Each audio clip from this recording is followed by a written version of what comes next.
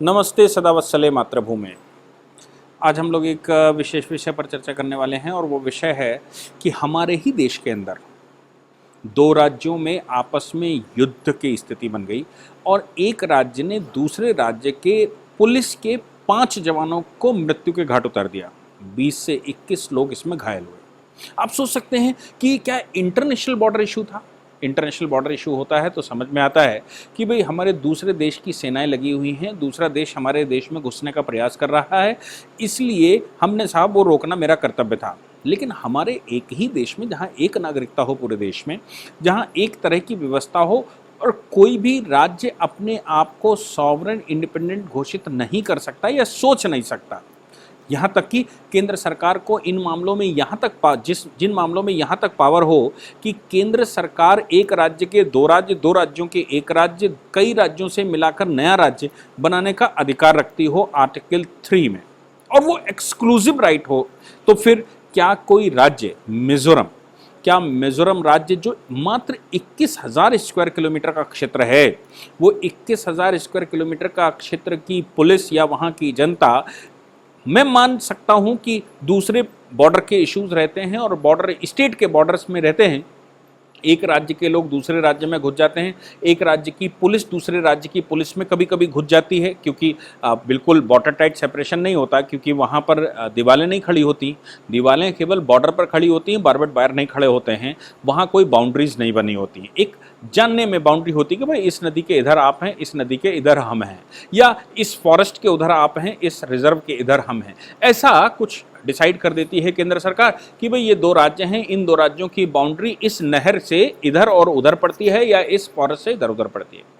अब आप सोचो कि केंद्र को ये अधिकार होता है कि वो कोई भी फॉरेस्ट इधर का उधर कर दे, कोई सिचुएशन इधर की उधर चेंज कर दे, और ऐसी परिस्थिति में अगर किसी राज्य की फोर्स दूसरे राज्य में घुस भी जाती है, कुछ लोग दूसरे राज्य में घुस जाते हैं, तो क्या दूसरे राज्य को ये अधिकार होता है कि वो उस राज्य के लोगों को गोली से उड़ा दे?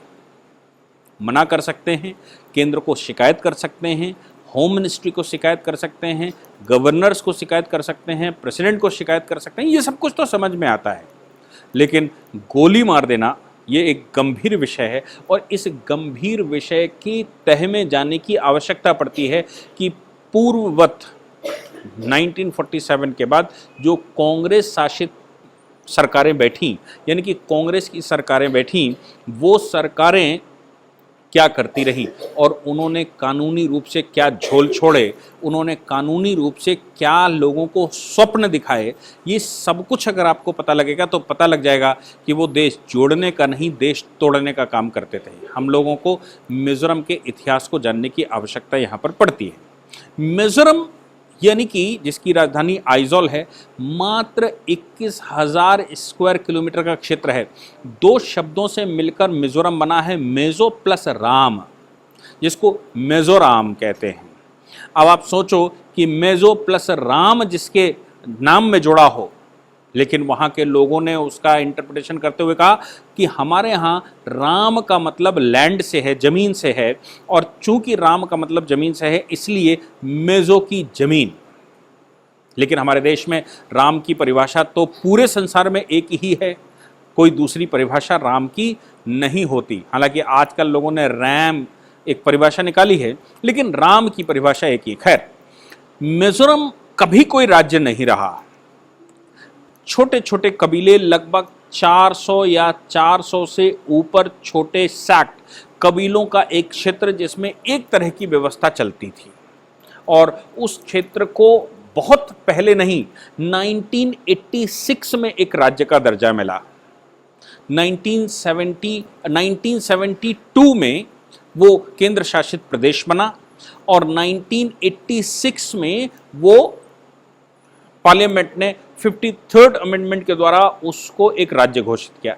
1972 से पहले अगर हम 150 वर्षों का इतिहास भी देखते हैं तो ये माना जाता है कि भारत में जो भी सम्राट बैठा या सुल्तान बैठा, उनके मातहत ये कबीले आते थे, इनसे टैक्स वहां पर जाता था। अंग्रेज जब आया तो अंग्रेज ने भी वही किया, लेकिन मिजोरम को कभी एक राज्य नहीं बनाया। मिजोरम आसाम का क्षेत्र था। एक्चुअली उस क्षेत्र में अगर हम बात करें तो उधर 3 राज्य, चौथा मैं आज की तारीख में एक और घोषित कर लेता हूं, जो रहे हैं। एक वर्मा जो आज का म्यांमार है, दूसरा त्रिपुरा, आसाम और मणिपुर, ये उधर के राज्य थे। इसके अलावा अगर इधर चले आते हैं तो बांग्ला आ जाता है, असम से लगा हुआ बांग्ला।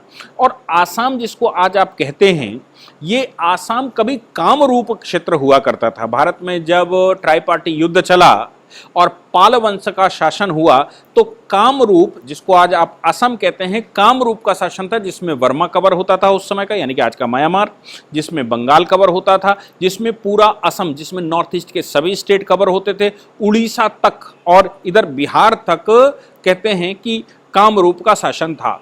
जब सातवाहन वंश, आंध्र सातवाहन वंश आज के तेलंगाना से उभर कर आया था तो दूसरी शक्ति वो थी, और तीसरी शक्ति कन्नौज की गहड़वाड़ वंश की थी। ऐसे करके 3 देश में बड़ी शक्तियां थी। तो कभी कामरूप पाल वंश पूरे देश पर कब्जा कर लेता, तो कभी सातकर्णी यानी कि गौतमी पुत्र सातकर्णी जो आंध्र सातवाहन वंश का था वो पूरे देश पर कब्जा कर लेता, तो कभी गहड़वाल वंश जो कन्नौज का शासन था वो कभी देश पर कब्जा कर लेता। और ये ट्राई पार्टी युद्ध लगभग 300 वर्षों तक देश में चला। तो आप सोच सकते हैं कि मिजोरम का कोई अपना सेपरेट अस्तित्व तो कभी नहीं रहा। लेकिन हमारे केंद्र की सरकार की बलिहारी सोचिए, असम जब असम राज्य था तब भी मैंने जैसे कहा कि त्रिपुरा, मणिपुर, अगर हम ये कहें कि वर्मा अलग हो गया, वर्मा अलग कर दिया था अंग्रेजों ने, जबकि वो भी कामरूप का हिस्सा हुआ करता था। वर्मा जब अलग कर दिया तो त्रिपुरा, असम और मणिपुर, ये 3 स्टेट वहां पर बनाए गए। चौथा अगर हम कहें तो बंगाल इधर चले आते हैं। इन 3 स्टेटों में असम, जो बाकी के अभी आज के स्टेट हैं, जिनको आप दूसरे मिजोरम की बात कर लें, आप अरुणाचल की बात कर लें, या फिर आप और जो बाकी जो राज्य हैं उनकी बात कर लें, वो सब असम के हिस्से हुआ करते थे। असम को 1972 में केंद्र सरकार ने तोड़ा और तोड़कर और राज्य बनाए, जिसमें एक यूनियन टेरिटरी के रूप में मिजोरम बनाया। और ये कहा कि ये मिजोरम लैंग्वेज आधारित है, मिजो एक भाषा है, उस भाषा को बोलने वाले लोग जिस एरिया में रहते हैं वो ये क्षेत्र है, ऐसा घोषणा की गई। तो आप सोच सकते हैं कि अगर ये कहा गया कि जो बोलने भाषा के आधार पर था, तो फिर दूसरी व्यवस्था क्या थी। समस्या जो मेन आई वो ये आई कि जिस समय अंग्रेजों का शासन था वो तो मिजोरम के आदिवासी लोगों का रिलीजन परिवर्तन नहीं करवा पाए। लेकिन आज़ादी के बाद जब यूनाइटेड असम बना तो फिर मिजो वहाँ पर जो हुए, उस नॉर्थ ईस्ट में क्रिश्चियन मिशनरीज ने पूरा काम किया और उसकी वजह से नागालैंड में समस्या शुरू हुई खास तौर से। और दूसरी सबसे बड़ी समस्या अगर कहीं शुरू हुई तो वो मिजोरम था। और केंद्र सरकार ने मिजोरम, जैसे मैंने कहा, 1972 में बनाया, फिर 1986 में उसको यूनियन टेरिटरी बना दिया। वहां तक ठीक था, वो पूर्ण स्टेट बना दी, वहां तक ठीक था, समझ में आया कि 53rd अमेंडमेंट में ऐसा कर दिया। लेकिन 1986 में ही एक नया आर्टिकल बनाकर वहां पर रखा, जैसा कैसा, बिल्कुल वैसा आर्टिकल जैसा जम्मू कश्मीर राज्य का जब अधिनियम हुआ था तो केंद्र ने आर्टिकल 370 बनाकर रखा था। और आर्टिकल 370 के माध्यम से सारी डिस्क्रिमिनेशन वहां पर शुरू होती थी। अब जब असम से मिजोरम अलग बना ही दिया था, आपने अरुणाचल अलग कर दिया था, जब आपने और राज्य बना दिए थे, तो आप मुझे बता दीजिए कि क्या कारण था कि आपको आर्टिकल 371 कैपिटल जी अलग से बनाने की जरूरत पड़ गई और वो स्पेशल प्रोविजन बनाया। और इस मैं आर्टिकल 370 की बात करूं तो उसमें तो लिखा था टेम्परेरी है, temporary provision for the state of Jammu and Kashmir. लेकिन वो कोई परिस्थिति रही होगी क्योंकि पाकिस्तान ने हमला कर दिया था, स्टेट में बहुत सारी समस्याएं थीं, राजा हरी सिंह को चारों ओर से घेर लिया गया था, बहुत कुछ समस्याएं थीं। लेकिन आर्टिकल 371 कैपिटल जी बनाते समय आपके सामने कोई समस्या नहीं थी। और मजे की बात यह है कि आर्टिकल 371 जी जब आपने बनाया तो उसको कहा एक मेजो अकॉर्ड हुआ। मेजो अकॉर्ड आज की जो मिजोरम की मिजो नेशनल फ्रंट है एनएम जो इस समय भी शासन कर रहा है, मिजो नेशनल फ्रंट के नाम से, कि भाई वो डिमांड कर रहे थे और वो कह रहे थे कि एक मिजो राज्य बनाया जाए भाषा के आधार पर, और हमने साहब वो बनाकर दे दिया, और हमने उनको प्रोटेक्शन के लिए एक आर्टिकल बना दिया। उस आर्टिकल में कहा गया कि no act of parliament in respect of religious और social practices of Mizoram, Mizo customary laws, administrative and civil, criminal justice. आप सोच सकते हैं कि हमारे देश में जम्मू कश्मीर और ऐसे राज्यों में क्रिमिनल जस्टिस भी मिजोरम के हाथ में दे दी गई। Ownership and transfer of land, और ownership and transfer of land का तो बड़ा भारी खेल था कि ओनरशिप, वहां कुछ छोटे छोटे कबीलों के सरदार हुआ करते थे जिनको राजा कहा गया था, लैंड उनकी हो गई और यह कहा गया कि लैंड उन्हीं की रहेगी। नॉर्थ ईस्ट में आज भी अगर सबसे बड़ी समस्या है तो ये छोटे छोटे राजा जिनको केंद्र सरकार ने उस समय रिकॉग्नाइज किया हुआ था और ये आर्टिकल्स बनाकर दिए हुए थे, वो राजाओं से समस्या नहीं है। हमारे देश में राजा, महाराजा और राजा दो कैटेगरी हमने रखी, तीसरी कैटेगरी हमने महलदार की रखी थी, चौथे कैटेगरी हमने जमींदार की रखी थी या सामंत की रखी थी। महाराजाओं की बात करें तो वो 562 रियासतें थी। इसके अलावा जो प्रोविंशियल स्टेट था, मैं आपको बताऊं कि हमारे देश में दो तरह की व्यवस्था थी। एक व्यवस्था में अगर मैं कहूं कि ब्रिटिश इंडिया था, जो अंग्रेजों ने सीधा जीत कर रखा था, जिसको सीडी टेरिटरी कहा करते थे। सीडी टेरिटरी जैसे आज का उत्तर प्रदेश, उत्तर प्रदेश में दो प्रोविंस, जहां पर शब्द प्रोविंस इस्तेमाल हुआ है तो आप समझ लीजिए कि वो पूर्ण रूप से अंग्रेजों के द्वारा जीता हुआ क्षेत्र था। उसमें कोई राजे महाराजे नहीं रहे, और अगर राजाओं को कोई स्टेट दी भी, कोई जगह दी भी गई तो उन राजाओं को केवल व्यवस्था के पर्पस से अपने एम्प्लॉय के नाते, अपना एम्प्लॉय बनाकर वहां पर रखा गया और उसके अलावा कुछ नहीं। लेकिन 562 रियासतों की जब बात करते हैं, उनमें भी तो हमने छोटी छोटी रियासतों के मिलाकर कुछ यूनाइटेड स्टेट्स बनाए थे, जैसे United state of Punjab and Patiala बनाया था, यूनाइटेड स्टेट ऑफ राजस्थान बनाए थे, यूनाइटेड स्टेट्स ऑफ मध्य भारत बनाए थे। ऐसे हमने कुछ छोटे छोटे जो राज्य थे उनके स्टेट्स बनाए थे, केवल उनमें जहां पर ब्रिटिश इंडिया का सीधा दखल नहीं था, ब्रिटिश इंडिया केवल कर वसूला करता था और वहां वॉइस रॉय काम करता था। जबकि जो ब्रिटिश इंडिया का पार्ट है उसमें गवर्नर जनरल कम वॉइस रॉय दोनों होते थे, और जो ब्रिटिश इंडिया का पार्ट नहीं था, प्रिंसली स्टेट थे, वहां पर केवल वॉइस रॉय के नाते गवर्नर जनरल काम करता था। वहां का गवर्नर जनरल नहीं था, वो वॉइस रॉय था वहां का केवल। जैसे मैं अगर उत्तर प्रदेश की बात करूं, और आजकल बड़ा एक विषय भी चल रहा है उत्तर प्रदेश में, वो विषय चल रहा है कि अलीगढ़ के राजा रहे कभी, जिनको तथाकथित राजा कहा गया, वो कभी राजा नहीं थे और रहे होंगे, वो सिंधिया परिवार के तहत कभी सामंत रहे होंगे, तो लोग जनरली उनको राजा ही कहा करते थे। जिनकी चर्चाएं अक्सर बहुत ज्यादा हुआ करती थी, राजा महेंद्र प्रताप। लेकिन जब 1803 में अंग्रेजों ने वो टेरिटरी सीड कर ली मतलब ओनरशिप अंग्रेजों में रह गई, तो फिर राजा महेंद्र प्रताप अब केवल एक सामंत रह गए, महलदार रह गए, जो कर वसूल करके केंद्र सरकार को देंगे, इसके अतिरिक्त कुछ नहीं। ऐसे ही राजा महमूदाबाद का भी एक प्रकरण सीतापुर में रहा। बाद में वहां एडमिनिस्ट्रेटिव मशीनरी ने राजा महबूबाबाद, बहुत पुरानी बात नहीं, अभी 8-10 साल के अंदर ही, 15 साल के अंदर, वो राजा महबूबाबाद भी वैसे ही जैसे राजा महेंद्र प्रताप हुआ करते थे वैसे उनकी प्रॉपर्टी भी उनके पास थी। बाद में उस प्रॉपर्टी पर जमींदारी एवोल्यूशन लागू कर दिया और लागू करके वो प्रॉपर्टी पूरी ले ली, और राजा महमूदाबाद कोर्ट भी गए, लेकिन वो केस हार गए क्योंकि वो राजा नहीं थे, क्योंकि वो प्रोविंशियल मामला था। ऐसे ही जब अंग्रेजों ने मिजोरम पर कब्जा कर लिया, अंग्रेजों ने असम पर कब्जा कर लिया, यानी कि अब वो ब्रिटिश इंडिया बन गया असम, तो फिर कहां से किस पर्पस से वो राजा वहां पर जीवित रह जाते हैं। लेकिन केंद्र की बलियारी है कि राजा रिकॉग्नाइज कर दिए, और राजा 1986 में रिकॉग्नाइज करके 371 कैपिटल जी बना दिया, यानी कि वहां की जनता की कोई वैल्यू नहीं, लोगों के कोई फंडामेंटल राइट नहीं, जो जमीन जोत बोगा रहा था उसके फंडामेंटल राइट नहीं, उसके ऊपर एक महलदार या राजा बिठा दिया और उस राजा ने वहां अपनी रियासत स्थापित करी। नॉर्थ ईस्ट की आज भी सबसे बड़ी अगर कोई समस्या है तो वो इस प्रकार के राजा हैं। 1986 में जब आपने ये 53rd अमेंडमेंट पास करके रखा तो मिजोरम की समस्या सॉल्व करने के बजाय आपने वहां पर एक समस्या दे दी। अब मिजो नेशनल फ्रंट क्या कहता है, ये जो अभी डिस्प्यूट हुआ, इस डिस्प्यूट का मेन कारण है मिजो नेशनल फ्रंट का झगड़ा।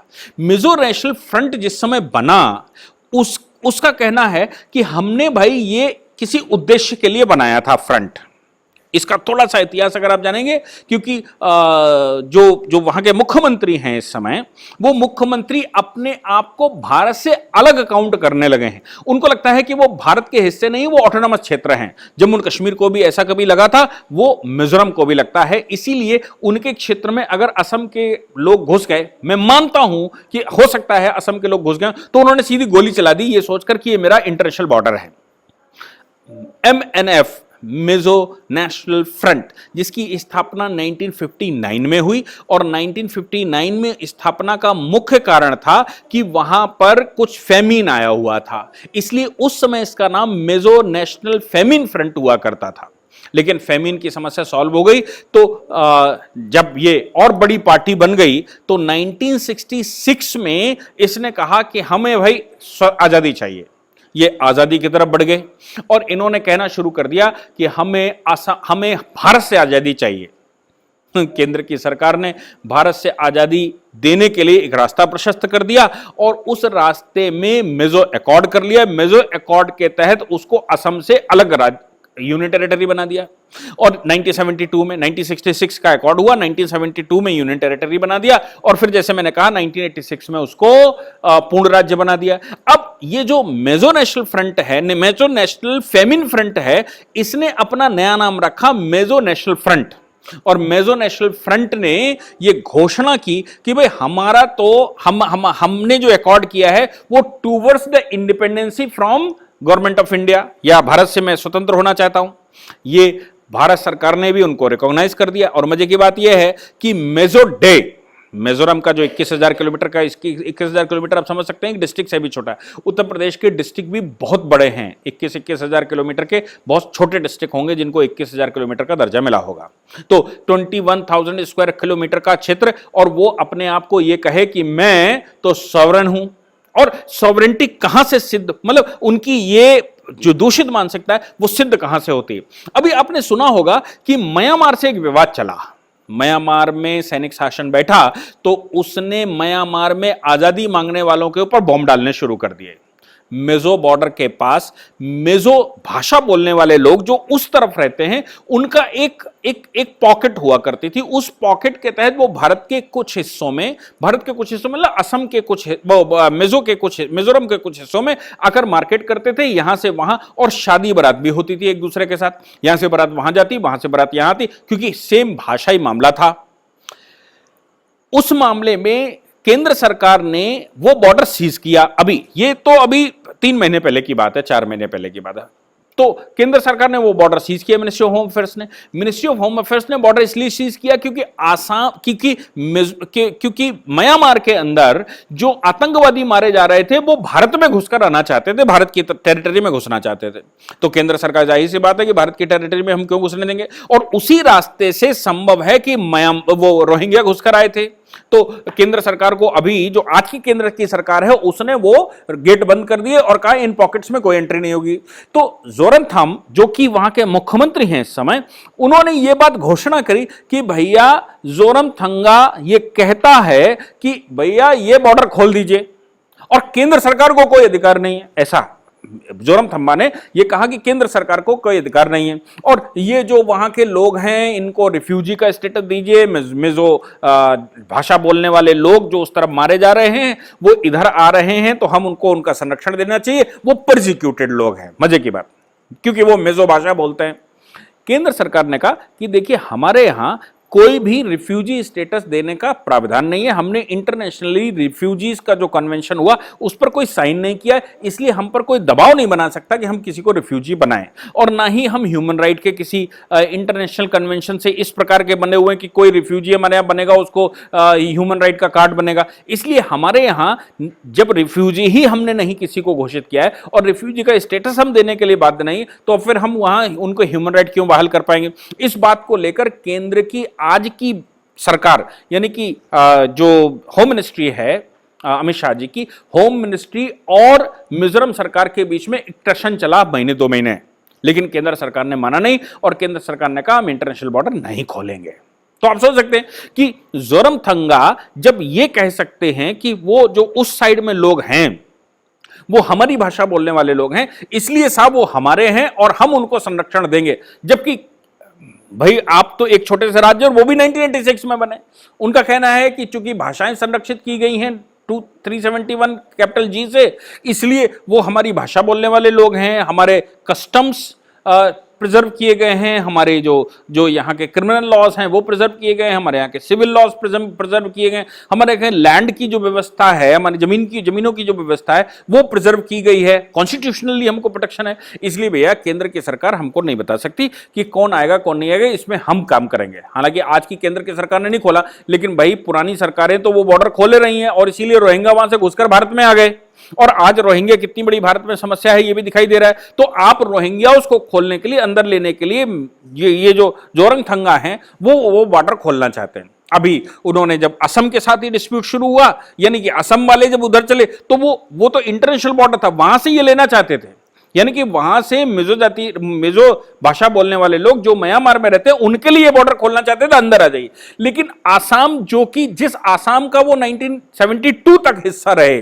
और लंबे समय तक, जमाने से उनकी पैदाइश आसाम में हुई, जिसको मैंने कहा कामरूप में हुई, जिनकी पैदाइश कामरूप से लेकर अभी तक रहा हो और यह पता नहीं है कि वो कब से कामरूप का हिस्सा हैं, वो अंदर अगर चले आएंगे तो उनको गोली मारने का व्यवस्था की जा रही। इसके अतिरिक्त केंद्र सरकार ने एक और ब्लंडर किया, 1986 में ये राइट दिया। उसके अलावा जब वहां थोड़ा और उन्होंने डिमांड की तो अभी आपको याद होगा पी चिदम्बरम जिस समय होम मिनिस्टर थे, वो इनर लाइन परमिट का भी एक सिस्टम वहां पर खोला है। इनर लाइन परमिट का मतलब होता है मिजोरम के अंदर अगर आप घुसेंगे तो घुसने के लिए आपको केवल 7 दिन का परमिट दिया जा सकता है। आप परमिट सिस्टम के तहत वहां जाएंगे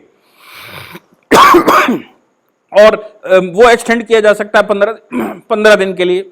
ऐसा ही एक इनर लाइन परमिट असम को दे दिया, ऐसा ही इनर लाइन परमिट अरुणाचल को दे दिया। कमाल की बात है कि जिस परमिट सिस्टम के लिए श्यामा प्रसाद मुखर्जी जी ने, जम्मू कश्मीर में भी इसी तरह का परमिट था, कभी 1947 में खोल दिया गया था, जिस परमिट को खत्म करने के लिए श्यामा प्रसाद मुखर्जी जी ने आंदोलन किया और शहादत हुई और आर्टिकल 370 का अंत्येष्टि करनी थी, तो आपने वो प्रोटेक्ट करके रखा और वो जम्मू कश्मीर कितनी बड़ी समस्या खड़ी हुई। वैसे ही आपने इनर लाइन परमिट सिस्टम आपने असम में खोलकर रखा, आपने अरुणाचल प्रदेश में खोलकर रखा, आपने मणिपुर में, आपने मिजोरम में, त्रिपुरा में और अंडमान निकोबार में। कमाल की बात है कि आप उन क्षेत्र के कई क्षेत्रों में इनर लाइन परमिट बनाकर रखते हैं और ये कहते हैं कि नहीं साहब इस क्षेत्रों में कोई घुसेगा तो उसको वहां की सरकार से अनुमति लेनी पड़ेगी।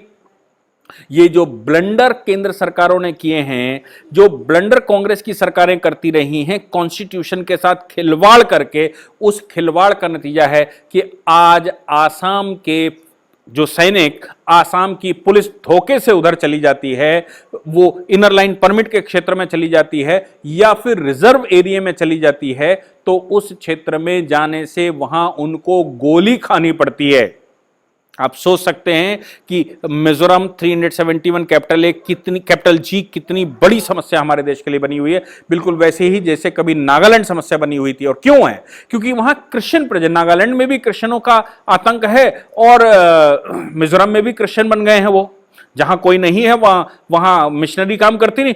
मिशनरियों को अपास्त करने के लिए केंद्र की सरकार ने कुछ नहीं किया, लेकिन उनको मिशनरियां जब हो गई और वो क्रिश्चियन स्टेट बन गए तो फिर उनको अलग, और फिर वो कहने लगे कि हमें तो स्वतंत्रता चाहिए भारत से, हमें भारत के साथ नहीं रहना। तो आप सोच सकते हैं कि कितने बड़े ब्लंडर और जाति समीकरण, जिसके लिए बार बार कहा जाता है कि हमारे देश में जाति समीकरण नहीं चलेगा, हम भारतवर्ष में एथनिक रूप से किसी को कन्वर्जन नहीं करने देंगे और घर वापसी करवाएंगे हर व्यक्ति का। उसका मेन कारण यह है कि जैसे जैसे रिलीजन चेंज होता है, जैसे जैसे ये मिशनरियां या इस्लामिक लोग धर्म परिवर्तन करवाते हैं, रिलीजन चेंज करवाते हैं, वैसे वैसे लोग ये सोचना शुरू कर देते हैं हम तो हिंदू नहीं, इसलिए हम इस क्षेत्र का, हमारा कोई रिस्पॉन्सिबिलिटी नहीं, और ये माता, भारत माता मेरी नहीं, मुझे एक भूमि का टुकड़ा अलग दे दीजिए जिसको हम अपनी मां बनाएंगे, और फिर बाद में किसी के हाथ गुलाम हो जाएंगे।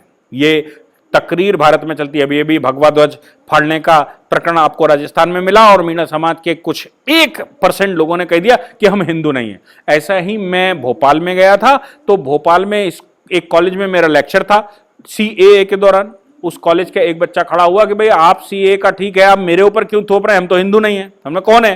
बोले हम तो आदिवासी हैं। तो हमने कहा भारत की जो हिंदू की परिभाषा है उस परिभाषा में तो आदिवासी आता है, उस परिभाषा में कोई ऐसी परिभाषा नहीं है कि कौन आता कौन नहीं आता। उस परिभाषा में यह कहा गया जो अपने आप को मुसलमान नहीं कहता, जो अपने आप को क्रिश्चियन नहीं कहता, जो अपने आप को यहूदी नहीं कहता, जो अपने आप को पारसी नहीं कहता, वो हिंदू है। आप हिंदू लॉ पढ़कर देख लीजिए, उसकी परिभाषा हिंदू लॉ की है। लेकिन उसी में आदिवासियों को प्रोटेक्शन चूंकि केंद्र सरकार ने दे दिया था, इसलिए आदिवासियों को वहीं से 1956 से ही ये फीलिंग आनी शुरू हो गई थी और ये फीलिंग सबसे बड़ी समस्या बनती जा रही है। मुझे लगता है कि इन ब्लेंडरों को सुधारने की इस समय आवश्यकता है, इन राजाओं को जड़ से खत्म करने की आवश्यकता है और कानूनन ये खत्म किए जा सकते हैं अगर इन पर कमेटियां बनाकर कुछ काम किया जाए तो। जैसे मैंने कहा राजा महेंद्र प्रताप, उनके वंशज, शायद ऐसा सुनने में भी आया कि अलीगढ़ मुस्लिम यूनिवर्सिटी को कुछ प्रॉपर्टी बेच रहे हैं। तो आप सोच सकते हैं कि इनकी राष्ट्र विचारधारा कैसी है। और कोई कहता है कि वो स्वतंत्रता संग्राम सेनानी थे, तो मैं ये कहता हूं स्वतंत्रता संग्राम सेनानी को किसी को एक स्टेट आपने दे दिया है क्या? किसी को आपने एक जिला दे दिया है क्या? उसको मालिक बना दिया? अरे भाई स्वतंत्रता संग्राम सेनानी थे तो उनका सम्मान होना चाहिए, स्वतंत्रता संग्राम सेनानी थे तो उनके वंशजों को पेंशन होनी चाहिए। लेकिन स्वतंत्रता संग्राम सेनानियों को कौन से हमारे देश में कौन सी ऐसी जगह है जहां पर आपने राज्य पूरा का पूरा दे दिया उन बिचौलियों को, उन जमींदारों को, या उन तथाकथित जो अपने आप को महलदार राजा कहा करते थे, उन राजाओं को कौन सी आपने जमीन दे दी? ये मैं जानना चाहता हूं। लेकिन केंद्र की सरकार ने, जो उनके पिछलग्गू थे, जो उनकी चापलूसी करते थे उस समय कांग्रेस की, उनको उन्होंने वो प्रॉपर्टियां दे दी थी, जो आज नॉर्थ ईस्ट में भी समस्या बनी हुई है, आज उत्तर प्रदेश के कई एक जिलों में ये समस्या बनी हुई है और मुझे लगता है कि पूरे देश में कहीं ना कहीं इस तरह की समस्याएं बनी हुई हैं। लगातार ज्यादातर स्टेटों ने उसको खत्म कर दिया, लेकिन अभी भी कुछ राज्यों में ये समस्याएं हैं और आर्टिकल से प्रोटेक्शन करने वाले नॉर्थ ईस्ट के स्टेट, उनमें तो बहुत ज्यादा समस्याएं हैं। मुझे लगता है इनको अभी सॉल्व करने की आवश्यकता इस समय पड़ती है। Thank you very much.